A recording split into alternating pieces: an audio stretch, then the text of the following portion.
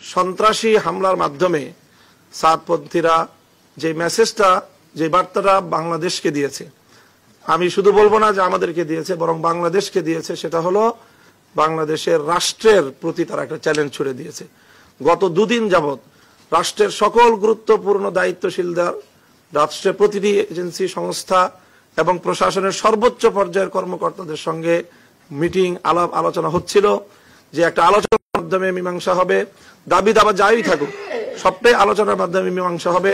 এবং আজকে সকাল 11টা এবং 12টায় পূর্ব নির্ধারিত বৈঠকের ঘোষণা ছিল, স্বরাষ্ট্র উপদেষ্টা মহোদয়ের পক্ষ থেকে বৈঠকের আয়োজনও ছিল, এবং সেই আয়োজনেই চূড়ান্ত হওয়ার কথা বৈঠকের মধ্যে। এবং গত রাত্রেও বৈষম্য বিরোধী আন্দোলনের নেতৃবৃন্দ তারা তাদের সাথে আলোচনা করেছিল, এবং শেষ রাতে তারা আমাদের সাথে সার্জিস আলম এবং হাসনাত আব্দুল্লাহর নেতৃত্বে তাদের প্রতিনিধি দল কাকরাইলে আলেমদের সাথে এবং মুরব্বীদের সাথে তারা বৈঠকে তারা সেখানে নিমগ্ন ছিল, বৈঠকরত ছিল।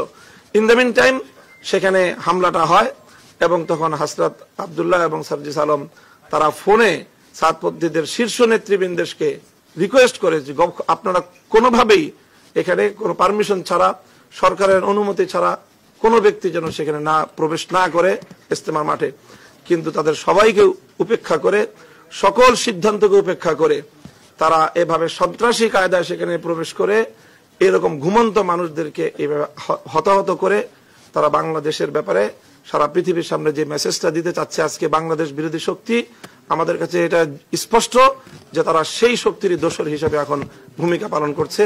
কাজেই এই অপশক্তিকে প্রতিহত করা আমরা মনে করি যে শুধুমাত্র আলেম ওলামাদের কাজ নয়, এটি বাংলাদেশের রাষ্ট্র এবং প্রশাসনেরও কাজ।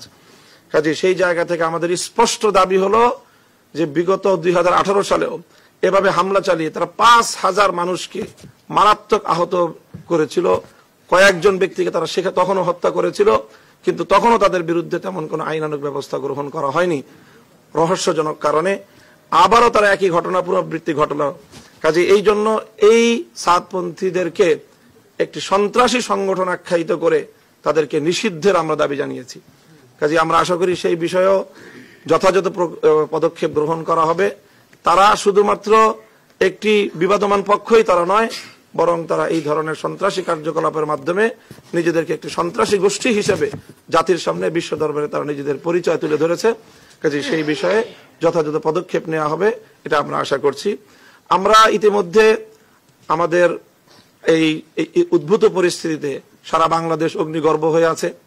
প্রতিটি জেলায় জেলায়, প্রতিটি থানায় থানায় সকল ছাত্ররা তারা উত্তেজনার চরম পর্যায়ে রয়েছে।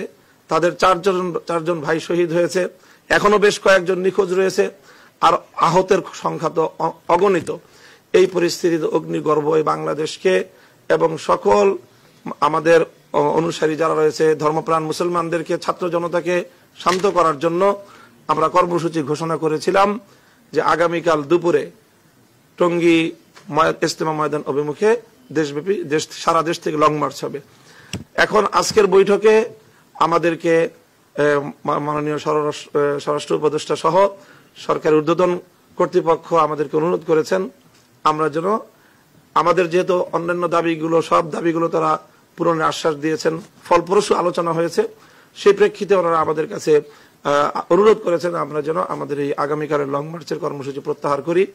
তো আমরা এখান থেকে এখনই এটা চূড়ান্ত ঘোষণা দিতে পারছি না, যেহেতু আমাদের কাকরাইল মসজিদে ওলামা সম্মেলন অনুষ্ঠিত হচ্ছে, তারা আমাদের জন্য অপেক্ষমান।